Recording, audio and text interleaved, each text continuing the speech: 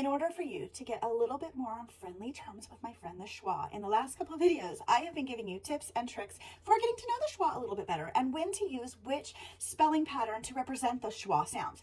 And just remember, schwa is that lazy, unstressed part of the word where the vowel is not having the focus. It's not saying its regular long or short sound. It's going or or being really lazy like in these words. So in the first couple of videos, I talked about how the A will love to help the sound. In not every case, but in most cases, if the is at the beginning or end of the word as a schwa. So A is a really, really helpful letter to do the schwa. Then I talked about how we need to start teaching students the spelling patterns that go with words like an English-based word can't end in a U, except the word U. And so what can we do to help that sound?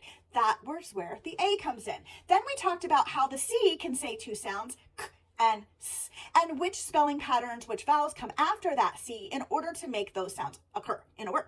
Then we started talking about some common endings like AL for like animal and things like that, where you can try to teach them some patterns. There are things that are common.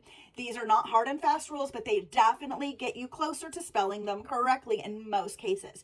And now I want to talk to you about a little bit different twist on stress in a word, because sometimes we have to just really back up and figure out where the stress is in a word. So here is a little trick. Again, the schwa is really lazy, and so they're not hard and fast rules for the schwa friend, but we love them anyway.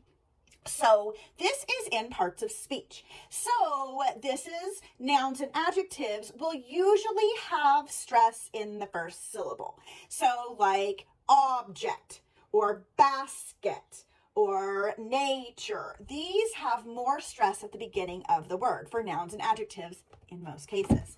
But if you look at verbs and prepositions, the stress is usually at the end, like in relax, object. See how I used object? Stress is at the beginning, and object. Now, if you're using it as a different part of speech, you are doing a verb, you are doing an objection. Now the stress is down here. So if you kind of teach these little patterns like nouns and adjectives typically have the stress at the beginning, the schwa will be at the end, and verbs and prepositions are opposite, the stress is near the end of the word, then you'll know the schwa sound might be at the beginning. So teaching them these little tips and tricks to get them closer to making friends with that poor, innocent, lazy schwa sound.